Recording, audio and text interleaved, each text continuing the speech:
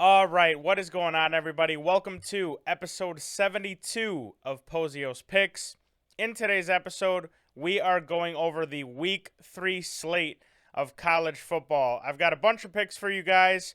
Only a few games this week, not as many as last week, but I think the same amount or more picks. I love a few games on this board. So, without further ado, let's just get right into things. The first game I want to go over, noon game.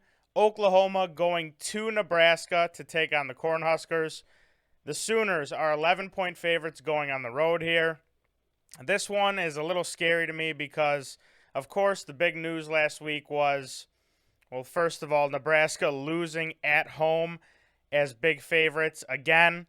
But more importantly, Scott Frost finally being fired after going 16-31 in his stint at his alma mater. Just a dumpster fire. You kind of got to feel bad for the guy, especially after all those close games that he lost. But I mean, at the end of the day, it is on him in a lot of ways.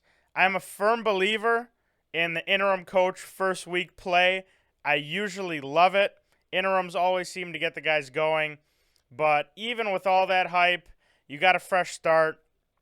I think Oklahoma is absolutely 2 touchdowns better than this team, no matter who's coaching on both sidelines. Oklahoma, after a slow start last week, stepped on the gas in that second half. We had a live play in that game. Thank God it hit. If you follow us over on Pickett at Pozios Picks, you got to make sure you are, because that live play saved our day. Saved our day, especially after that slow start. We had the over in that game. It was terrible. But live team total over cashed easily. After that slow start, stepped on the gas, took care of business. Their offense is still very electric, and Nebraska is allowing almost 500 yards of offense per game in their first 3 games, and they have not played really prolific offenses. So, like I said, they have a new coach, a fresh start, but the players are the ones that play. The coaches aren't out there playing. So, Oklahoma's got the better players, in my opinion. I think in everybody's opinion. I'll take Oklahoma to cover here. I'll take them to cover 11 points and also give me Oklahoma team total over 38 points. Like I said, Nebraska is just giving up a ton of yards in all different ways. Oklahoma's got a ton of talent on offense especially, so give me them to cover and give me their team total over 38 points. The next game I want to go over, New Mexico State is traveling to Madison to take on the Wisconsin Badgers. Wisconsin are 37.5-point favorites at home in this one. New Mexico State is clearly one of the worst teams in the country after seeing their first 2 games. Wisconsin is also coming off of a huge loss at home against Washington State, as I believe they were 17.5-point favorites. A game that we took Wisconsin last week. Unfortunately, I love them in that spot, but Wazoo looked good, and down the stretch, they made the bigger plays. But this is a classic bounce-back spot against a horrible team, one of the worst in the country. Realistically, swear to God, I think Wisconsin could win this game by 100 if they wanted to. And with how last week went, I wouldn't be surprised if they ran it up here. Braylon Allen should have a field day against this New Mexico State team. They give up almost 200 yards a game on the ground. I wouldn't be surprised if Braylon had 200 by himself tomorrow, just based on how they've been running him. The O-line has looked okay. Graham Mertz needs to have a good game, but we talked about that last week, and he didn't, and that's why they lost. But Braylon Allen is the truth. He looked great last week as well. Also, to go along with all that, I would be genuinely surprised if New Mexico State scored in this game at all. Wisconsin's defense is great. In their game against Minnesota 2 weeks ago, New Mexico State, I should say, they had less than 100 yards of offense, and this Wisconsin defense is one of the best in the Big Ten, like it always is. It's better than Minnesota's defense, and New Mexico State couldn't even muster up 100 yards of offense over a 60-minute football game. So, I would be surprised if they scored. For that reason, I have 3 plays for this game. We're going to go Wisconsin to cover the 37. It's 37 or 37.5, depending on where you have it. I'm going to take 37. Wisconsin to cover 37 points. We're also going to take the New Mexico State team total. Guess what it's at? 3.5. They are screaming at you to take the under. The under, I believe, is minus 135 as well. So, we're going to take New Mexico State team total under 3.5. Like I said, I would be genuinely surprised if they score. Even if they have a late field goal, we're good. And Braylon Allen over 133.5 rushing yards. Like I said, I wouldn't be surprised if he had 200 tomorrow. He is a beast. They're going to have a ton of success running the ball. He might get this in the first half. If he gouges a big run, it's over. Cash that one too. So, a trifecta for this one. Throw 1 unit on each play. Don't go too crazy. Don't throw 3 units. Don't have 10 units on this game. But I do love this game, and I think this bounce back spot is going to be big for the Badgers. So, those 3 plays, Wisconsin to cover 37, the New Mexico State team total under 3.5 points, and Braylon Allen over 133.5 rushing yards. Next game, I want to go over the Akron Zips, coming fresh off of a 52-point loss to my Michigan State Spartans, are going to Knoxville to take on the Tennessee Volunteers. Even though Tennessee won last week, they did not look great in that second half whatsoever. They had a great first half. Second half, not so much. This is still one of the best and fastest offenses in the whole country, and we saw firsthand last week what Akron is all about. That defense is not great. They do have a talented quarterback in DJ Irons who looked okay to start the game, but it does not look like he's going to be playing in this one. He got pretty banged up in that game against MSU, so he should not be going. Their backup quarterback is not great. I don't even remember his name. I think it's Undercuffler or something. Stinks. Not good at all. This is an SEC defense as well. This isn't even a MSU Big Ten defense. They couldn't even score on us. This one's just straight up Tennessee all day. I've got 2 plays for this one. Give me Tennessee first quarter minus 11.5. I think they scored 2 touchdowns early. They just got to hold up on defense. This is, like I said, probably one of the it is one of the fastest offenses in the country. They should be able to score quickly against this Akron team. Hopefully they get a turnover like the Spartans were as well, and we are in primo position to cover that easily. I'm also going to take, I know this is a ton of points, but it's Tennessee. Give me their team total over 56.5. MSU without their best receiver and our starting quarterback, who has not played that great, scored 52 points on them. So I'll take Tennessee over 56.5 in this one as well. Basically, our backups scored 52 points against them. So I know that Tennessee can do it. 2 plays, Tennessee first quarter minus 11.5, and Tennessee team total over 56.5 against Akron. All right, next game on the slate. Here we go. The Michigan State Spartans are traveling to Washington to take on the Huskies. The Spartans are 3.5-point underdogs in this one. MSU gave us an easy double winner last week. Like I said, against Akron, we blew them out. We didn't look particularly great to start, and for most of the game, we were facing a backup quarterback. But Thorne did get hurt, and Reed got hurt. That game's behind us. Forget about all that. This is a brand new game.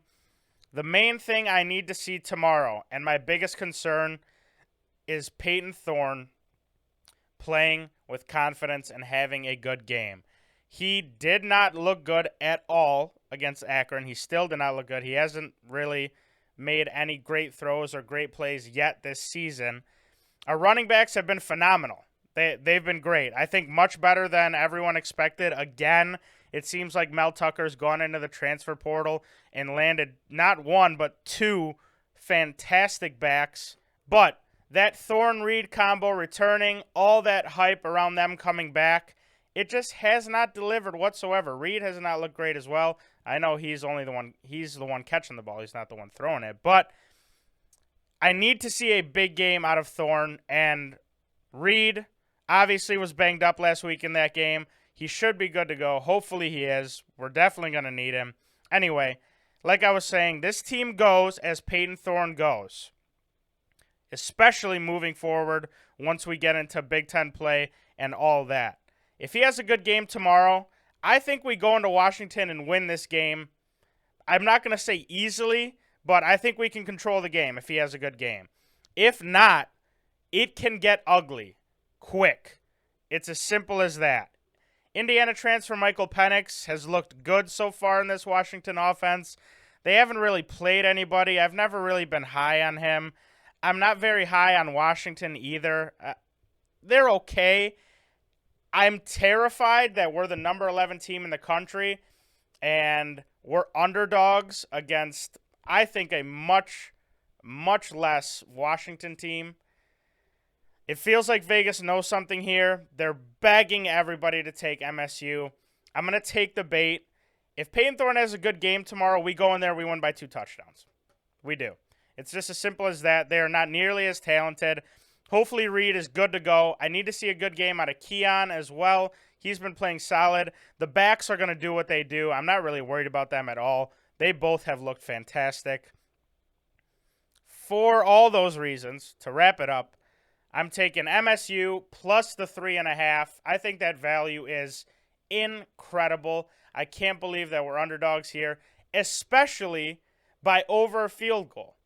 I would think maybe 2.5, but they're giving us the field goal as well. So MSU plus 3.5, decent sized play, and MSU money line I'm sprinkling in as well. Because, like I said, if Thorne can have a good game, if Reed is healthy, ready to go, Mel always seems to get us fired up for these games. These were games that when we had D'Antonio, they would be, I think, more of a trap than they are now.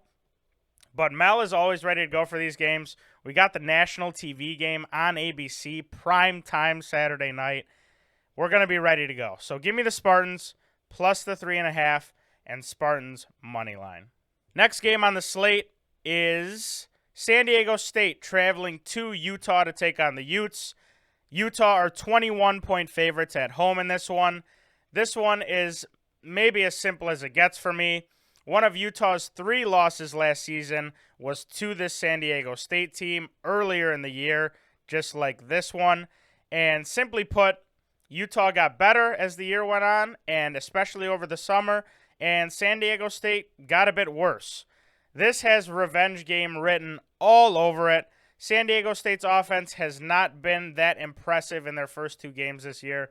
They're not really known for their offense, but it hasn't looked great. Utah obviously still has a solid defense, and that offense really looks like it's starting to click. I think they scored 73 points last week. I know they were playing nobody, but that's still hard to do in any football game. So they do have the home field advantage as well.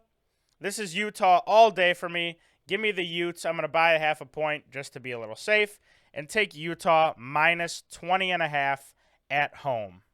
The last game I'm going to go over for this episode is Fresno State traveling to USC to take on the Trojans. USC are 12.5-point favorites in this one.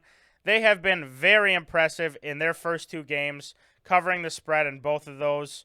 Jordan Addison and Caleb Williams really look like they formed a great connection. Addison is by far, again, I think the best wide receiver in the country.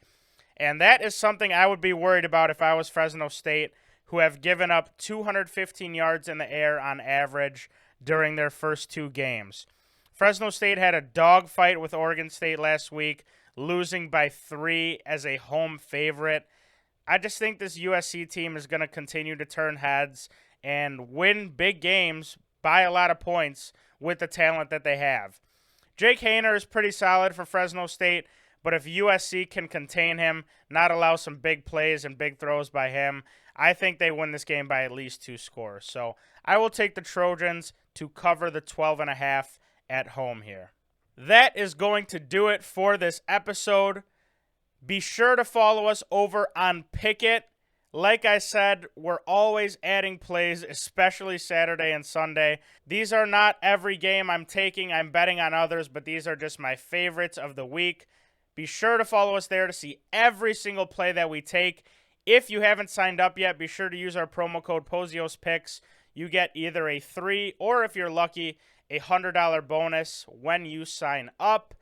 Pickett is just the best app, especially for football season, and we got basketball season coming up as well. tracks all of your bets for you automatically. You can tag your bets. You can see what everyone in the community is taking. It is really just the best app to use when you are betting consistently. We are also running some giveaways, especially one on Sunday. Keep an eye out for that. Be sure to follow us over on Twitter as well for a bunch of other news, episodes, giveaways, picket stuff. All is going to be on our Twitter. As you are seeing this as well, we have dropped new merch for the fall. Football season is finally upon us. The fall is finally upon us. I know it. You woke up this week. You stepped outside. You said, ooh, it's a little chilly. That crisp is in the air. It's coming. We've got new hoodies, new jackets, a bunch of new merch up on the site. So if you're watching on YouTube, click down below. If not, you can go to our Twitter.